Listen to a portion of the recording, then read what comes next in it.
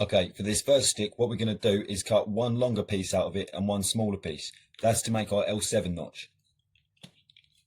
So always use the tools that you have access to make your life easier. If it's there, why not use it? So I'm going to do this cut about halfway into the stick. And I'm going to come over here and I'm going to find another spot near to the top of this stick, and I'm going to do another half cut in that way. With your smaller stick, you're making your 7 so that that can go up in the air. And your longer stick needs to be the 7. And your longer stick can go deep into the ground and act as your anchor point.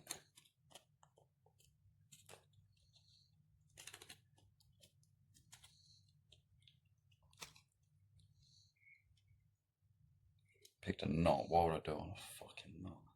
Make a new one.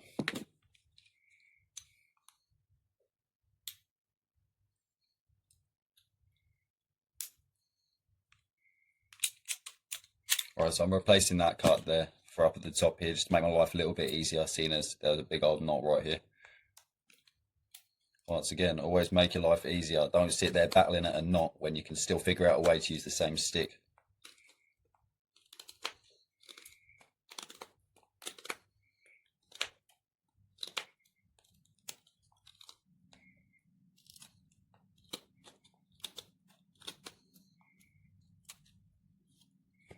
Okay, so now you have something that looks like this. You want to basically mimic that so that you can then flip this and they'll catch. Let's get to it.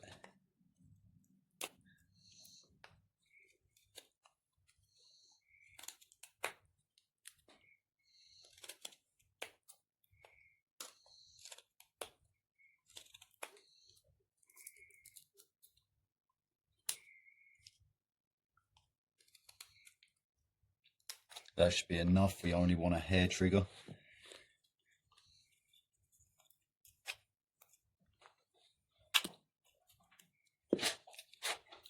Some of this box can become an issue. Just a little bit slippery, a little bit weak.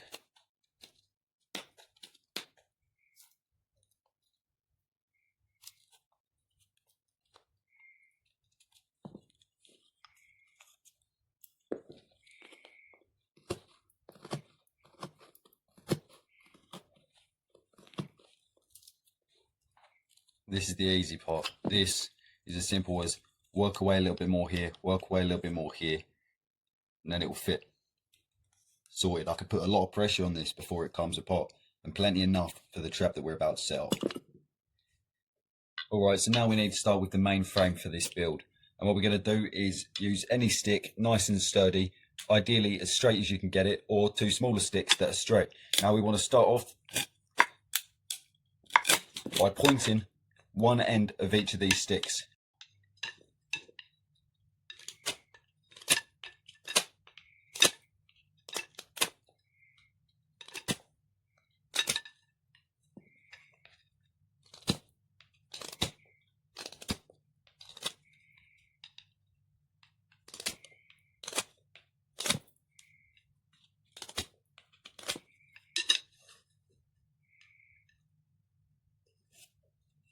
They're flat, they'll do. All I'm trying to do is drive these into dirt. Okay, so now we've cut the ends of our stick, what we need to do is make the rest of our frame. We're going to put 2 sticks across here and here. On the lower side, by your cuts, what you're going to do is put this whereabouts you expect the ground level to be. On the top, you're putting this bar here just to stabilise the top, to stop it from bowing inwards. Alright, so seeing as bamboo is hollow, and so is the elder that I'm using, I'm not going to be able to use notches on this one. So I'm going to cut off a nice healthy piece of rope. Use a knife for this one. I'm going to start off by using a restricting knot. So what I'm going to do is start off by folding it back on itself to make a loop. You want to then take the small end and you want to throw that over your working end. And then you want to loop that back under and basically tie a knot within itself and pull. Now this is going to slide.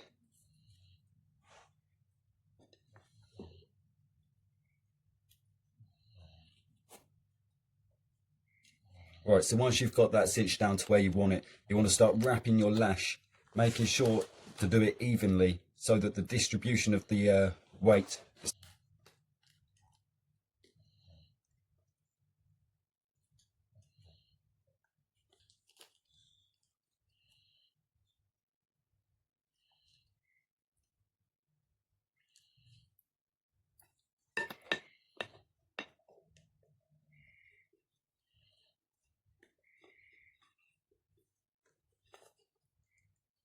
That's not getting pulled out of there, so let's match that on the opposite side here.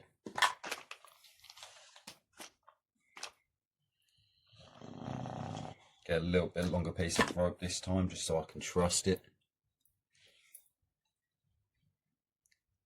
Gotta say that's close. One more time, we're gonna make this knot. So we make the loop, then we throw our tag end over our working end, and then we simply loop this around the loop once or 2 times, depending on what the sort of strength you need. If you need this cinched down for a period of time, you'd want to go for 2. Or if there was any meaningful work being put on it. But this will do, because I'm simply using this just to hold my lashing together. Just to hold the start of my lashing, shall I say. So I'm going to take it the easy option. You can see the T, the X. I'm just going to wrap it over my X and pull it tight. That went well.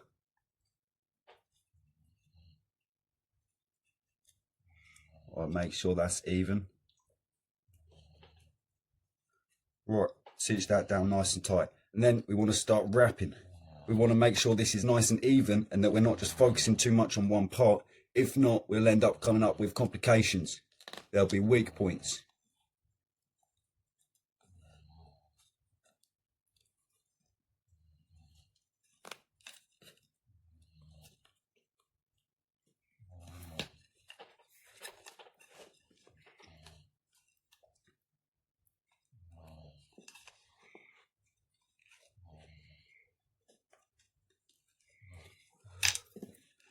It doesn't matter that they look slightly loose or moving around, they'll be much tighter when they're held into the ground.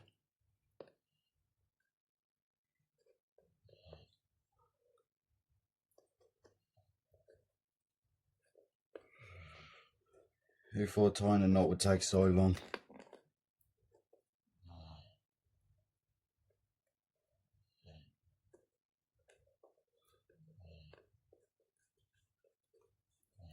Now it's just a simple knot.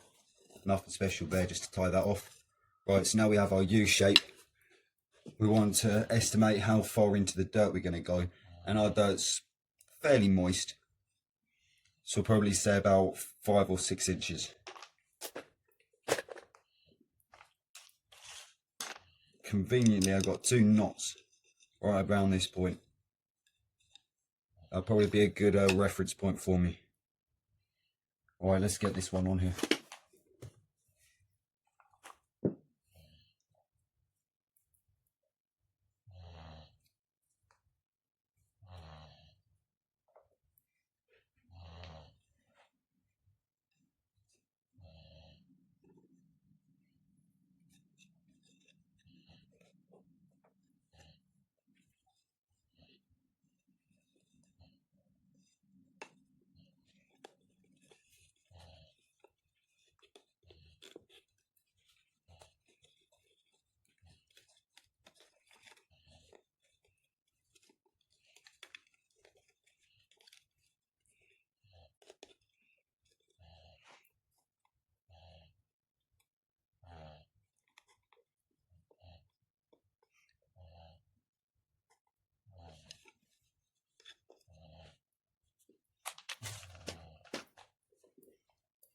And the same again for this last corner. Conveniently, this trap can be enlarged for many other medium to large game. You could definitely use it for deer if you use the right bait.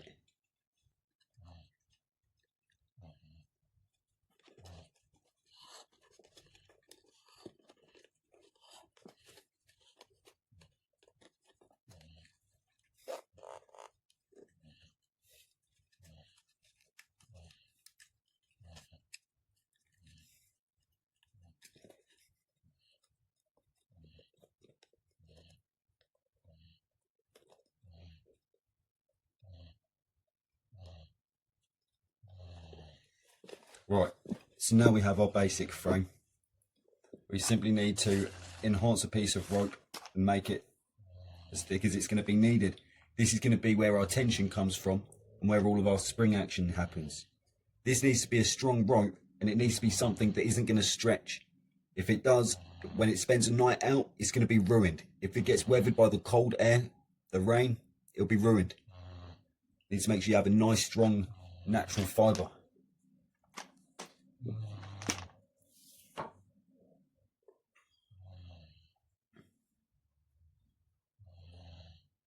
So what I'm going to do here is I'm going to twist this section until it kinks, and I'm going to continue.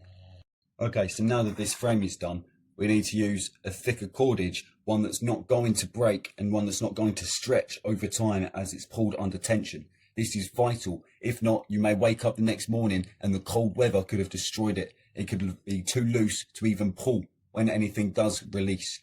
Your trap could literally just collapse itself overnight with no tension needed. And that's the worst thing you can wake up to.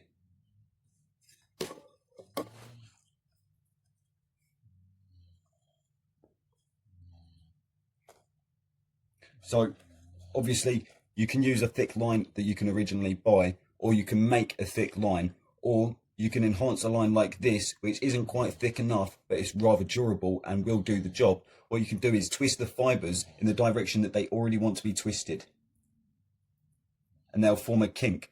And then you can follow that kink and create a long piece of rope that's twice as strong to 3 times as strong as the original rope that you had. This rope will be perfect. But for now, another technique I can use is wrapping it around multiple times to give myself layers of strength. Make sure you can see the division between the two, because that's going to be vital later when you put in your spinning stick. There is also a third method that I yet to mention. So you take a length of cord and you fold it over. So now you've got twice the strength. So if your rope may not be quite strong enough, but you don't want to take the piss and waste a bunch of rope and time making that rope if you are making that rope, then double your rope over, and then as you lead it around underneath here, you can simply tie it at one side, and then you still have your 2 sets that you can spin around. Okay, so now I've got my string attached. I simply need a stick. I'm just going to test with this 7 notch that I've got here.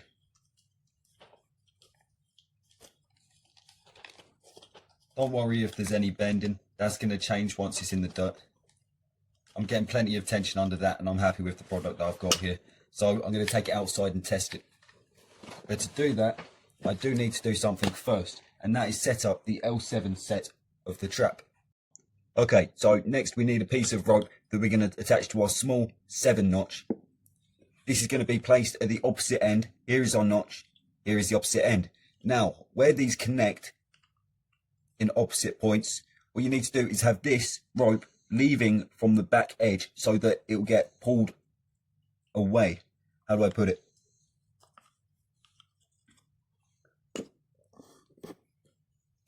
If this is bashed into the ground, you can see the 7 there hopefully, and this is pulling up on the end of that.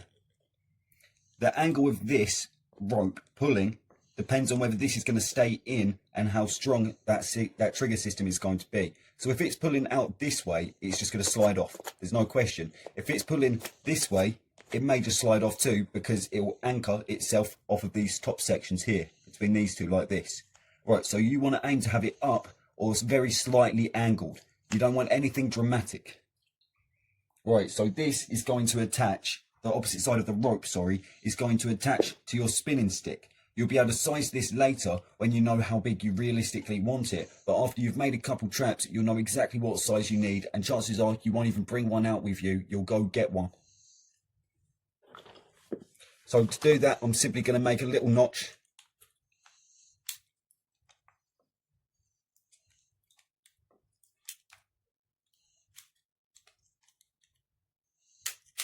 I'm just going to cut that out with my knife just to fix it up a bit more. As I said before, I'm using a hollow wood right now. So ideally, I don't want to cut too deep. If not, I'll ruin the strength and the structure of it. But for this, it won't be too much of an issue regardless. Right, so as with setting up those lashings, I'm going to create the same knot. This slip knot is very convenient. I use this for many of my lashings and for many of my other projects.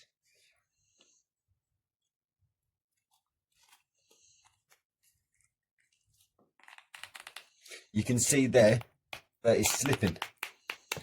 There we go, it snapped before it finished slipping anyway. So that's a good sign, but at least my knot won't break before my rope does.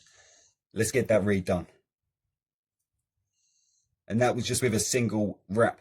So I know that I don't need two, but here just for insurance, I decided to anyway.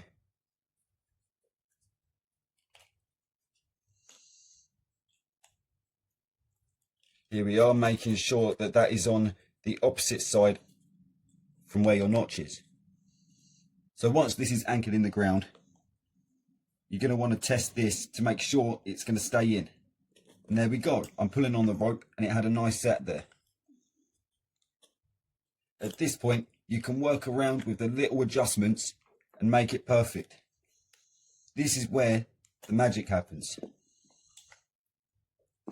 Another way to do it is to shave just a little bit off of this section, just to allow it to have a little bit more clearance. That'll be plenty enough. Perfect. I put plenty of strength on that. In fact, I just blew out the wood there.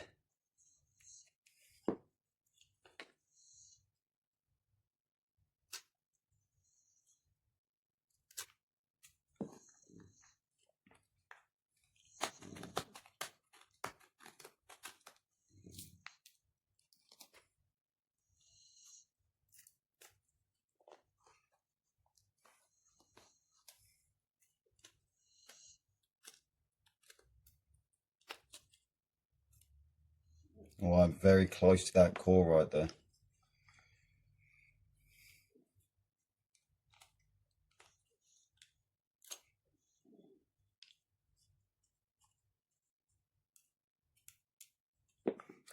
Equally with this side, on this larger notch, and this larger stick, you can remove a section on the top there too. They are very adaptable. This is a very adaptable trap. There we go, that's never coming apart. So now that you know that's not coming apart, you can set that with some faith and then slowly adjust it to where it becomes a hair trigger. At the end of the day, if you get out there and you've left your knife, you've left your tools back at the camp, and you're just going out to rough up these traps real quick, then you're going to regret that. And you need to make sure that all of these traps are going to work before you're out in the rain having to deal with it then. Right, so now that this is set up, we have nothing to do but to go outside. As per usual, you'll catch me rushing ahead here. Right, so back to this L7. Once you've got that prepared and ready for the amount of tension you're going to need a stick, you need a rope that's going to be attached to your bait for pulling this L out of the 7. If not, you're just going to be sat there. So what we're going to do is just above our notch here, just where this section stops interacting with the wood, we're going to put a little notch there. This is just going to help put a little bit of pressure on here and wiggle that out nicely when a fish bites. So here we have our frame in the ground, already wound up and ready to go. When this releases, that'll get sent up that way, pull in tight whatever you've got, whether that's a fish hook that's inside of the mouth just being pulled off of here, and then that sets the hook, or whether it's a snare, or whether you're just using this as a trigger system just to start off another trap. So I ended up moving my rope onto the same side as my notch just because I moved this a little bit too far away from my trap here, and as you can see, a very slight amount of pressure and that will get set off. Obviously I can fully set it down here nice and tight, or I can slowly lead it off. There we go, and then it's an even softer trigger. Let's get you a view from out this way.